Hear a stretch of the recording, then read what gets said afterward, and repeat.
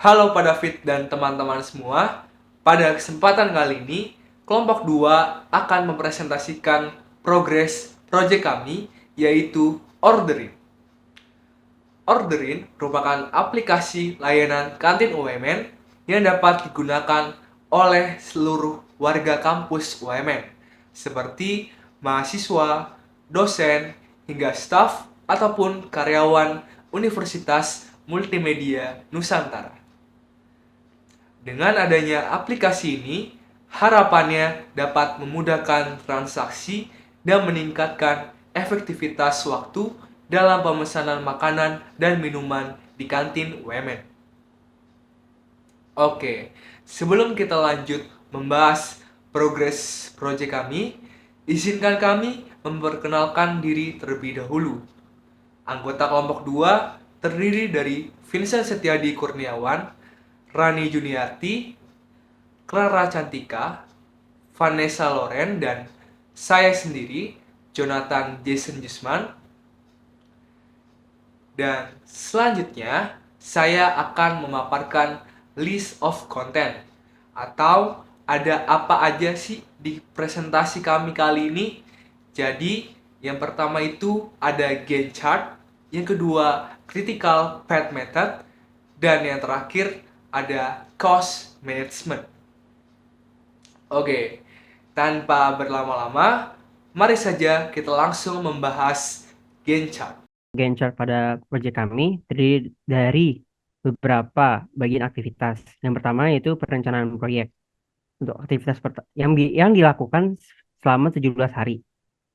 Untuk aktivitas pertama yaitu identifikasi masalah dan solusi yang dilakukan selama 7 hari dari tanggal 8 bulan Maret sampai tanggal 16 bulan Maret.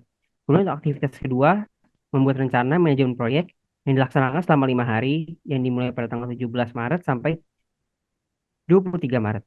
Kemudian untuk aktivitas ketiga, yaitu merancang anggaran dan proposal proyek yang dilakukan selama 5 hari yang dimulai pada tanggal 24 Maret sampai 30 Maret.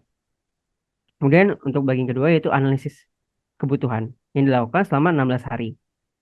Yang pertama yaitu analisis kebutuhan pengguna yang dilakukan selama 2 hari yang dimulai pada tanggal 31 Maret sampai 3 April. Kemudian aktivitas kedua yaitu analisis kebutuhan teknis yang dilakukan selama 5 hari yang dimulai pada tanggal 4 April sampai 10 April. Kemudian membuat spesifikasi aplikasi yang dilakukan selama 4 hari yang dimulai pada tanggal 11 April sampai 14 April.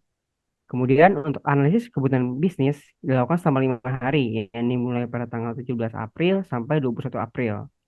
Kemudian untuk bagian ketiga yaitu desain UI UX yang dilakukan selama 11 hari. Untuk aktivitas pertama yaitu mendesain antarmuka pengguna UI atau UX dilakukan bersamaan dengan membuat mockup aplikasi yang dilakukan selama 9 hari yang dimulai pada tanggal 22 April sampai 4 Mei.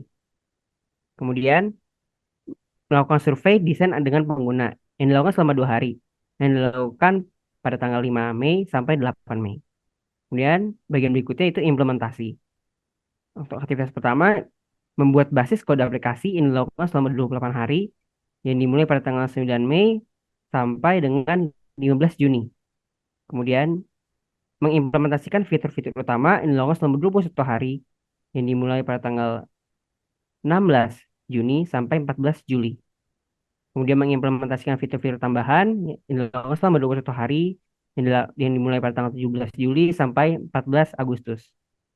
Kemudian melakukan testing dan debugging yang dilakukan selama 14 hari yang dimulai pada tanggal 15 Agustus sampai 1 September.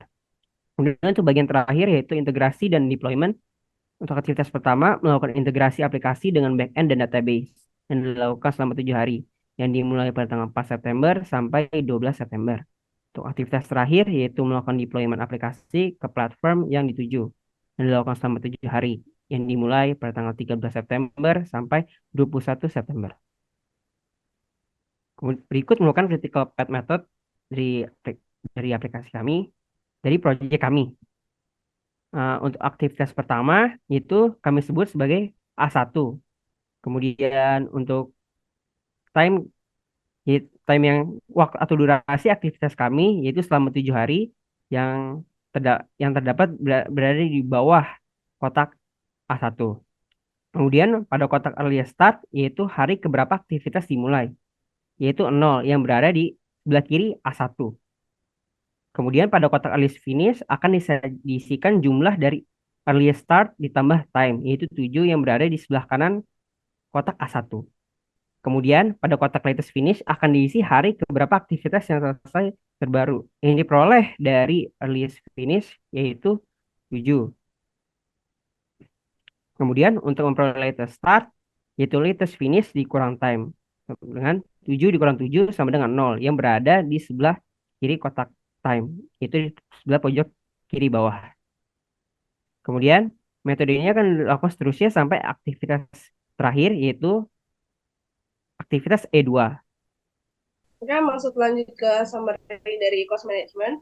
Nah, dari kelompok kami memiliki 100 juta sebagai budgetnya. Lalu dengan durasi 5 bulan, dari sekarang sudah terselesaikan selama 3 bulan. Dengan hasil pengerjaan selesai sebanyak 60%. Lalu untuk total yang dihabiskan yaitu 50 juta. Nah, lalu masuk ke cost management. Yang pertama ada BAC, yaitu budget and completion, yaitu anggarannya ya yang seperti yang sebelumnya dibilang yaitu 100 juta rupiah. Lalu masuk ke plan value. Proyek kami direncanakan akan selesai sekitar 60% pada akhir bulan ketiga. Nah, perhitungannya yaitu 100 juta dikali 60% yaitu 60 juta.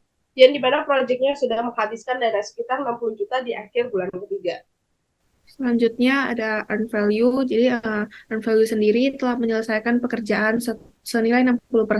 Untuk rumusnya itu 100 juta dikali dengan 60% yang hasilnya 60 juta.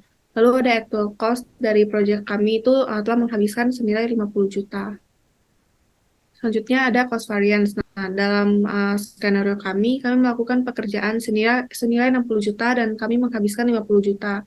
Untuk rumus dari cost variance ini ada 60 juta dikurang dengan 50 juta, hasilnya 10 juta. Lalu ada CPI yang singkatan dari Cost Performance Index dengan nilai yang diperoleh itu dibagi dengan actual cost. Hasilnya adalah 1,2 yang berarti proyek kami di bawah anggaran karena lebih banyak pekerjaan yang diselesaikan daripada biaya yang dikeluarkan. Selanjutnya, untuk schedule variance kami mengikuti rumus yaitu earn value dikurangi dengan actual cost, sehingga mengikuti project sesuai jadwal memiliki hasil 0.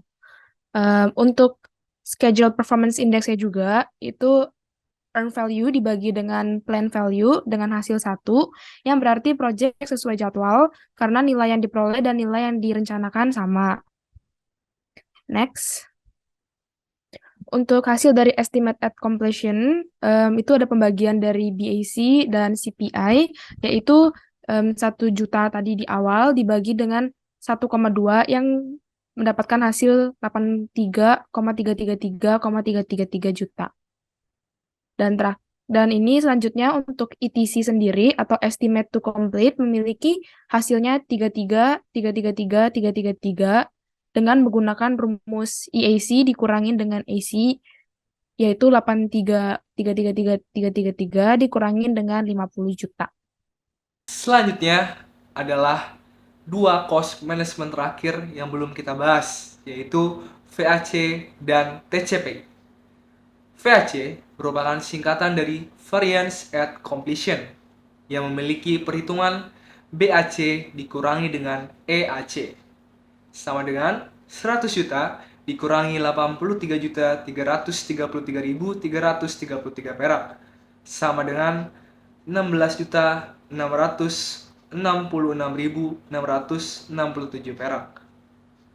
Lalu TCPI merupakan singkatan dari To Complete Performance Index yang memiliki formula BAC dikurangi dengan EV dibagi BAC dikurangi dengan AC sama dengan 100 juta dikurangi 60 juta dibagi 100 juta dikurangi 50 juta sama dengan 40 juta dibagi dengan 50 juta hingga hasil akhirnya adalah 0,8. Oke, sekian presentasi progres proyek kami Orderin. Kurang lebihnya mohon maaf dan terima kasih.